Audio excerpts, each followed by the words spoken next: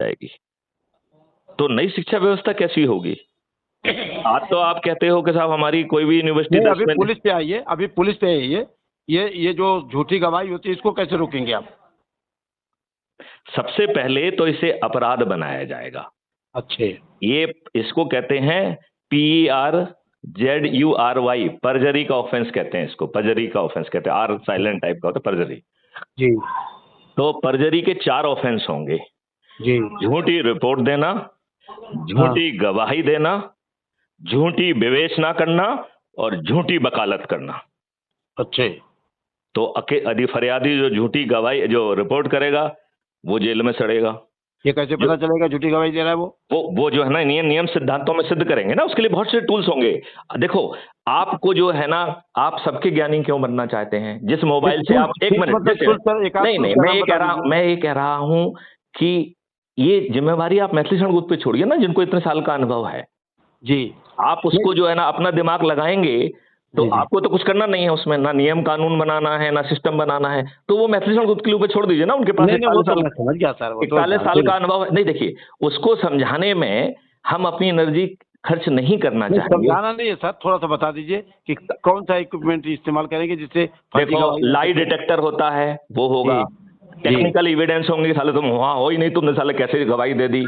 हाँ राइट। हाँ। चारों तरफ जो है ना, चारों तरफ सेंसर्स लगेंगे और CCTVs लगेंगे और ढेर सारे सेंसर लगेंगे। जी होगा तो आपके हाथ में भी एक जो है ना वाटर प्रूफ जो है ना वो पहना दिया जाएगा डिवाइस, जो आपको ट्रैक करेगा। अच्छे। कि हम क्योंकि झूठ बोल रहे हैं कि क्योंकि सही बोल रहे हैं? नहीं नहीं, वो आप कहाँ गए थे क्या गए थे वो ट्रैक करेगा। यदि जरूरत होगी तो उसमें एक माइक्रोफोन लगा देंगे। हाँ तो आप चिंता मत करिए, हाँ। उसके लिए हम टेक्नोलॉजी के उस मुकाम पे बैठे हुए हैं, जितनी बीमारी होगी उतना इलाज कर दिया जाएगा। Very good. तो ये डिपेंड कर रहा है कि आप कितने बीमार हैं। राइट। मतलब यदि आपको जो है ना कैंसर हो गया है तो आपका ऑपरेशन करके अंग भी काटेंगे। नहीं, कोई ऐसी भी चीज होती क्या कि आदमी सामने बोलेगा तो ये झूठ बोला कि सही बोल रहा है, उसको पकड़ में आ हाँ, सकता है? इसको लाई डिटेक्टर कहते हैं ना, पॉलीग्राफी टेस्ट कहते हैं। Polygraphy test. हाँ, ये भी तो ये होगा। क्या बहुत महंगा होता है क्या सर? नहीं नहीं, कोई महंगा नहीं होता है। तो ये थानों पे लगाया जा सकता है क्या सर? थानों पे क्यों लगाना है? ये तो कोर्ट में लगेगा। हाँ, थाने पे भी लगाया जा सकता है। थाने पे जो गवाही देता है? अरे यार, थाने पे क्यों, आपके मोबाइल पे अपलोड कर दिया जाएगा। जो आपको जो है ना आपको अपना जो है ना गवाही देने के लिए थाने आने की क्या जरूरत है? ना आपको FIR दर्ज कराने के लिए गवाही जाने की जरूरत है, ना नहीं, गवाही जो देने के लिए पुलिस जाने है की। दो गवाहों के आधार पे ही FIR बनाता है। तो उन दो नहीं नहीं, गवाह। FIR गवाह के लिए गवाही नहीं चाहिए होते हैं। FIR के लिए कंटेंट चाहिए कि आपके खिलाफ ऑफेंस कायम हुआ है। और क्राइम फ्री भारत का मॉडल कह रहा है कि भाई साहब आपको पुलिस को नहीं बुलाना है, आप तो बटन दबाओ, हम ट्रेंड वॉलंटियर को भेजेंगे। और ट्रेंड किसके में करेंगे? एम्प्लॉयमेंट गारंटी में। तो एक ट्रेंड बंदा अपने साथ मोबाइल लेके पहुंचेगा जिसमें ढेर सारे सेंसर लगे होंगे, जो आपकी जो है ना चोट होगा उसकी भी फोटो ले लेगा, मेजरमेंट भी कर देगा। डॉक्टर भी साला झूठ नहीं बोल पाएगा। अच्छा। तो वो आपकी FIR दर्ज करेगा। यदि उसे जरूरत है कुछ एडवाइस की तो वो इमीडिएटली बटन दबाएगा तो जो है वकील महोदय जुड़ जाएंगे।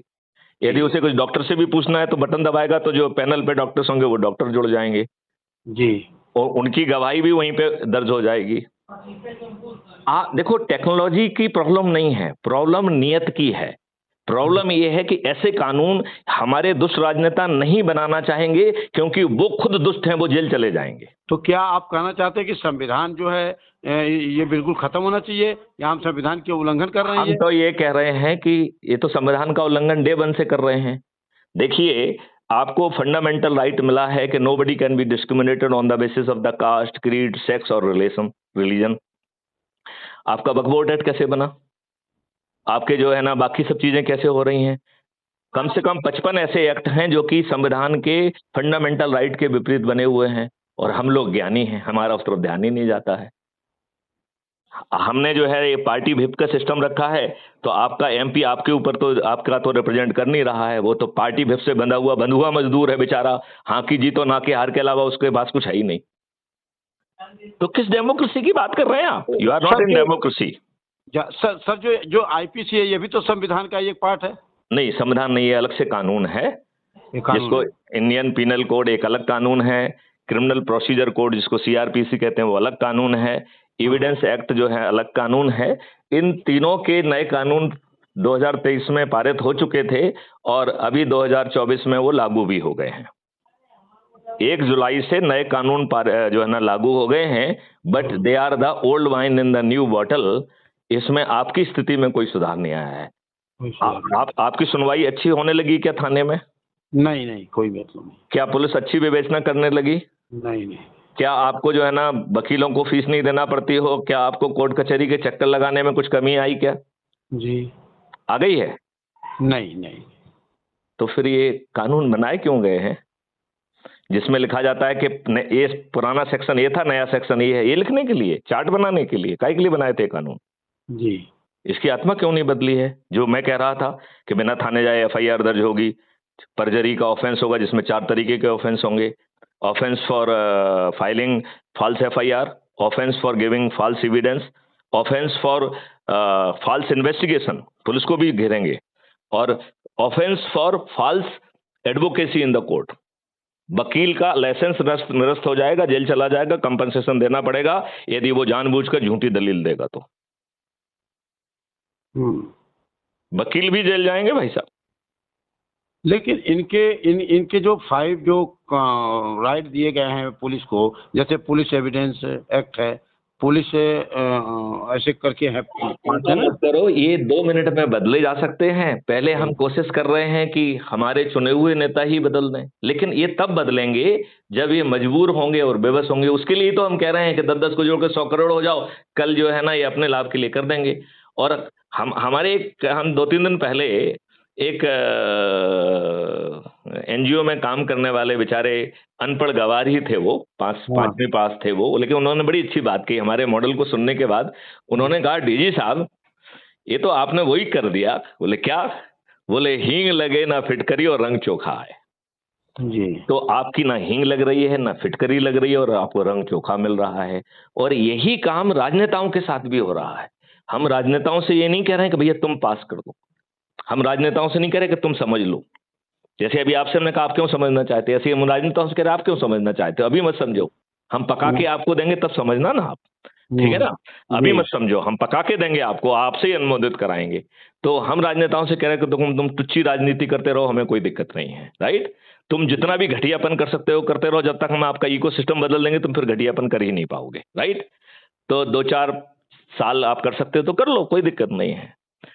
तो उन्हें करने के लिए हम क्या कह रहे हैं, सिर्फ 2 काम करने के लिए कह रहे हैं कि भाई साहब आप मैथिली शरण गुप्त को national adviser for crime free Bharat 21 objective और 5 फंडामेंटल राइट बना दीजिए और उन्हें जो है ना कैबिनेट रैंक देके पावर दे दीजिए। वो जो है ना खुद लोगों को खोज कर, जिन्होंने अपनी जिंदगी लगा दी है, उनको अपने अपने क्षेत्र का जो है ना टास्क फोर्स का हिस्सा बना देंगे। मॉडल और टेक्नोलॉजी ऑलरेडी है, उसे उनकी मदद से रिफाइन कर लेंगे और फिर जो है उसे सब्जेक्ट एक्सपर्ट्स के सामने डिलीवरेट किया जाएगा, फिर उन्हें जो है पब्लिक के साथ डिलीवरेट किया जाएगा, फिर इसके बाद जो है ना वो राजनेताओं के पास जाएगा।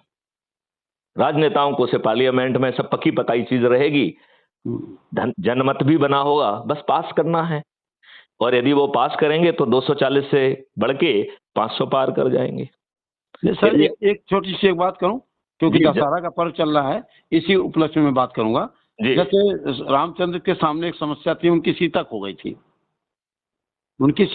थी, हाँ। पता चला कि सीता को रावण ले गया है। हाँ। तो उन्होंने अपने जैसे बहुत सारे दोस्तों को पकड़ा और एक मंथन हुआ, जब पता चल गया कि